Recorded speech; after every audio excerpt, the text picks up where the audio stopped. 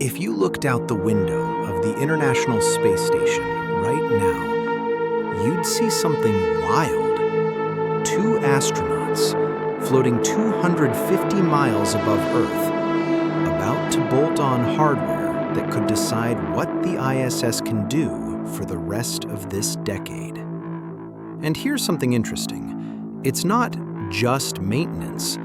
This is an upgrade, a real one, because the ISS is getting older, and NASA's basically asking, do we keep this thing alive, or do we let it fade out? So what are they installing on the first spacewalks of 2026, and why does this piece matter so much? Let's break down exactly what's going on out there.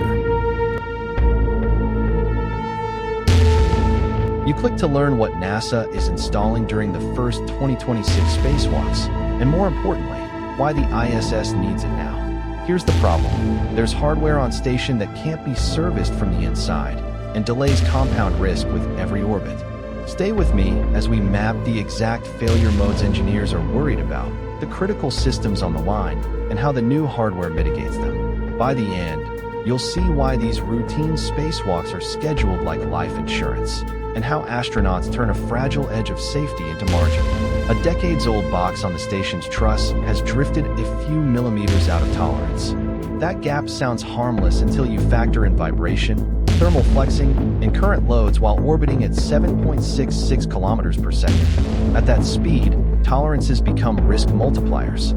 Here's the core issue slated for the first 2026 spacewalks: exterior power and thermal hardware that has reached end of life and lives outside any pressurized access. Power doesn't flow in a straight line on the ISS. It crosses modules, reroutes through switching boxes, and shares paths with older harnesses that were never meant to carry today's steady loads.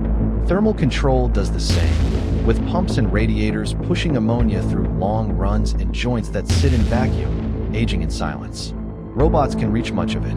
Canadarm2 can position a work site, and Dexter can flip covers or drive a few fasteners. But the torque you need to break a stubborn bolt without stripping it, the feel required to seat a blind-mated connector, and the angle needed to thread a latch under a shielded bracket still demand a suited human. Meanwhile, radiation embrittles materials, atomic oxygen scours plating, and thousands of day-night cycles work metal like a bending paperclip. When power switching units and connectors degrade, resistance rises. A little extra ohms means more heat at the contact face, and heat trips protective logic designed to keep a short from snowballing. One trip can knock out a power channel and push the system into a juggling act. Drop one channel and the ripple starts. Batteries discharge deeper during each eclipse, which shortens their life. Pumps spin harder to keep temperatures in range, eating more power. Avionics ride close to brownout thresholds, and controllers get narrower margins to reset anything safely. The ammonia side brings its own quiet leaks. Quick disconnects and pump seals can seep at rates you won't spot from telemetry alone. Vapor turns into frost, carries contaminants, and scores valve seats. Over time, you get sticky valves, rough-running pumps, and less capacity to shed heat when you need it most. Canadarm2 and Dexter can stage equipment, provide camera views, and move large boxes. What they can't prove is the fine alignment of cramped connectors, certify exact torque, perform precise leak checks, or swap soft capture brackets that need hand pressure and tactile feedback. Every 90 minutes, the structure swings from roughly minus 120 to plus 100 Celsius. Micro cracks grow, fretting debris piles up, and contact surfaces can cold weld. Wait too long, and you're breaking parts on removal. That's the threat for 2026.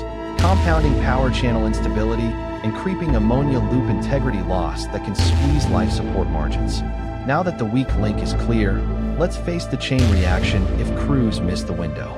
If a single power channel blinks out, you notice. If two go, you start shedding loads that keep you alive. Here's how it unravels in practice. A flaky channel starts tripping protective relays. The station's software safes non-essential draws first, so research racks power down cleanly. If the trips continue, controllers cut thermal loads next, which means pumps step back and radiator flow rebalances. That's when life support margins begin to tighten. The station can run like this for a while, but every hour narrows your options.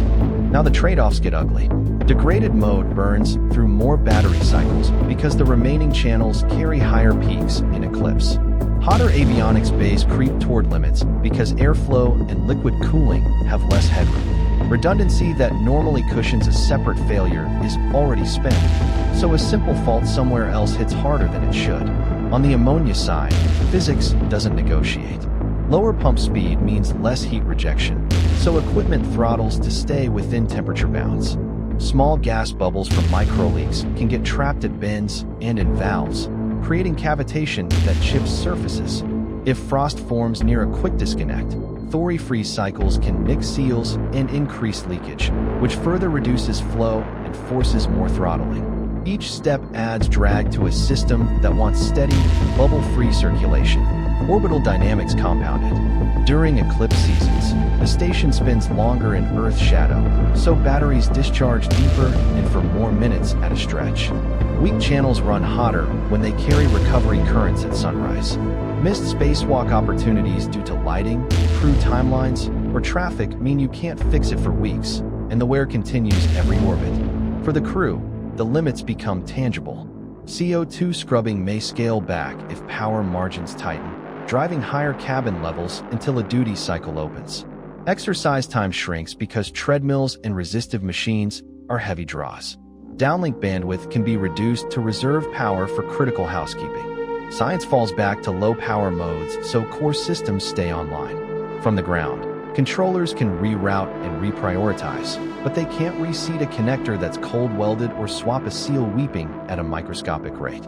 Overheated contacts don't recover with a reboot. The fastest degraders match the stress map. Power interface hardware carrying higher loads from newer arrays, exterior connectors riding more thermal swings than planned, and ammonia fittings aging into leak-prone territory. Without the 2026 repairs, the station drifts toward survival mode and a higher chance of an unplanned crew evacuation. So what does NASA install to pull the station back from the edge? The solution is both simple in concept and complex in execution. The solution arrives in tool bags, not flashy, but built to turn a razor-thin safety edge into breathing room. Here's what the 2026 spacewalks actually install. Crews carry upgraded power switching units and adapter plates that let newer solar arrays hand off power cleanly into older paths. They bring fresh exterior connectors and short harness runs to bypass tired contacts. New ammonia quick disconnects arrive with seal kits matched for the station's thermal swings, along with reinforced handrails and brackets that take the load while astronauts work. Each item has one job: remove friction from power and heat flow so the system stops fighting itself. Every fastener matters out there. A bolt that has ridden through thousands of temperature cycles can feel locked solid. A latch can refuse to seat unless it meets its guide within a tiny tolerance. Blind mate connectors allow almost no error. You're aligning pins thinner than a matchstick while wearing pressurized gloves. A single missed torque reading can preload a contact wrong and bring the problem right back. The new power hardware lowers internal resistance, so less energy turns into heat at the contact face.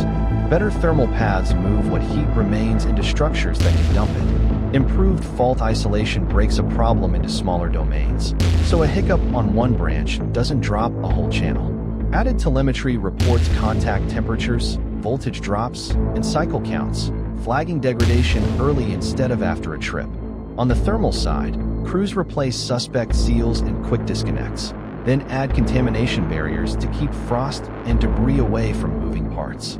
They reconfigure a few flow paths so pumps don't fight trapped gas and radiators see steadier throughput. That restores pressure margins and makes valves behave predictably. Longevity comes from material choices. Exposed parts use alloys and coatings that shrug off atomic oxygen. Plating and contact geometry reduce fretting corrosion. Connector faces add anti-stiction features that counter cold welding after countless hot-cold swings. Astronaut choreography makes it all work. They step power down in stages, mate and demate connectors in a strict sequence, and run leak checks with ammonia sniffers while robotics provide camera views for alignment. One move sets up the next. When it's done, the physics shift. Power margins widen, batteries stop deep cycling, and avionics cool down.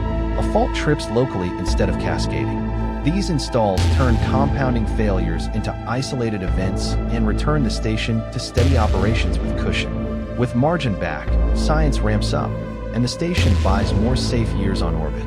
Spacewalks aren't about convenience. They're timed interventions that stop slow drifts from becoming cascades.